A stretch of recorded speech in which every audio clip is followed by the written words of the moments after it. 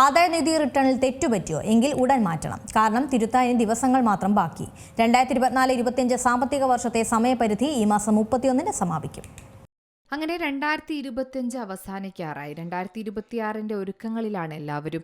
ഇപ്പോൾ ചില കാര്യങ്ങൾ നിങ്ങൾക്ക് കൃത്യമായി മാറ്റങ്ങൾ വരുത്തിയില്ലെങ്കിൽ അടിമുടി പണി കിട്ടും. അതെ, ആദായ നികുതി റിട്ടേൺ സമർപ്പിച്ചപ്പോൾ എന്തെങ്കിലും തെറ്റുകൾ സംഭവിച്ചിട്ടുണ്ടോ എന്ന് നിങ്ങൾ ചെക്ക് ചെയ്തിരുന്നോ? എങ്കിലത് തിരുത്താൻ ഇനി അധികം സമയമില്ല എന്നോർക്കണം. 2024-25 സാമ്പത്തിക വർഷത്തെ റിട്ടേണുകൾ തിരുത്തി സമർപ്പിക്കാനോ ഇതുവരെ സമർപ്പിക്കാത്തവർക്ക് വൈകി സമർപ്പിക്കാനോ ഉള്ള ഒരു സമയപരിധിയാണ് ഈ മാസം 31-ന് അവസാനിക്കുന്നത്. അതായത് ഡിസംബർ 31 കഴിഞ്ഞാൽ സാധാരണ രീതിയിലുള്ള റിട്ടേണുകളിൽ മാറ്റം വരുത്താൻ സാധിക്കില്ലെന്ന് നികുതി വിദഗ്ധർ ഓർമ്മിപ്പിക്കുന്നുണ്ട്.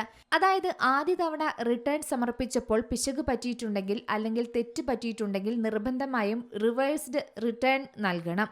വരുമാനം കാണിച്ചതിൽ കുറവോ കൂടുതലോ വരിക, അർഹമായ നികുതി ഇളവുകൾ ക്ലെയിം ചെയ്യാൻ വിട്ടുപോകുകയോ അധികമായി കാണിക്കുകയോ ചെയ്യുന്നത്, ബാങ്ക് അക്കൗണ്ട് വിവരങ്ങളിലോ മറ്റ് വ്യക്തിഗത വിവരങ്ങളിലോ തെറ്റുകൾ സംഭവിക്കുക, തെറ്റായ IDR ഫോം തിരഞ്ഞെടുക്കുക, റീഫണ്ട് തുക കൃത്യമല്ലെന്ന് ബോധ്യപ്പെടുത്തുക എന്നിവയിലെല്ലാം തെറ്റുവരാൻ സാധ്യതയുണ്ട്. അങ്ങനെയെങ്കിൽ ഉറപ്പായും തിരുത്തൽ വേണം.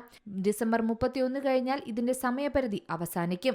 ഇതിനുശേഷം സാധാരണ നിലയിലുള്ള തിരുത്തലുകൾ അനുവദിക്കില്ല എന്നാണ് വിദഗ്ധർ പറയുന്നത്. എന്നാൽ ചില പ്രത്യേക സാഹചര്യങ്ങളിൽ ഇളവുകളുണ്ടെന്നും ഓർമ്മപ്പെടുത്തുന്നു.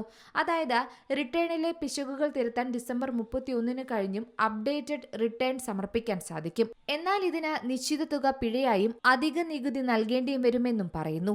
അധികമായി റീഫണ്ട് ക്ലെയിം ചെയ്യാനോ നികുതി ബാധ്യത കുറയ്ക്കാനോ ഈ സംവിധാനം ഉപയോഗിക്കാൻ കഴിയില്ലെന്നും വിദഗ്ധർ ചൂണ്ടിക്കാട്ടുന്നു. മറ്റൊന്ന്, അപ്രതീക്ഷിതമായ കാരണങ്ങളാൽ റിട്ടേൺ സമർപ്പിക്കാൻ വൈകിയവർക്ക് ആദായനികുതി വകുപ്പിന് അപേക്ഷ നൽകാം.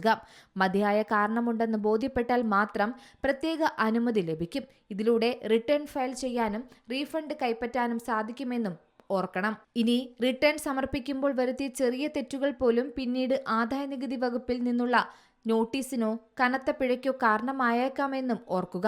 അതിനാൽ തന്നെ ബാങ്ക് സ്റ്റേറ്റ്മെന്റുകളും മറ്റ് രേഖകളും ഒത്തുനോക്കി ഡിസംബർ 31-നകം തന്നെ തിരുത്തലുകൾ പൂർത്തിയാക്കണമെന്നാണ് പറയുന്നത്. News desk C Malayalam news. ഏറ്റവും പുതിയ വാർത്തകളും വിശേഷങ്ങളും വിരൽ തുമ്പിലറിയാൻ സി മലയാളം ന്യൂസ് എല്ലാ ഡിജിറ്റൽ പ്ലാറ്റ്ഫോമുകളിലും ലഭ്യം.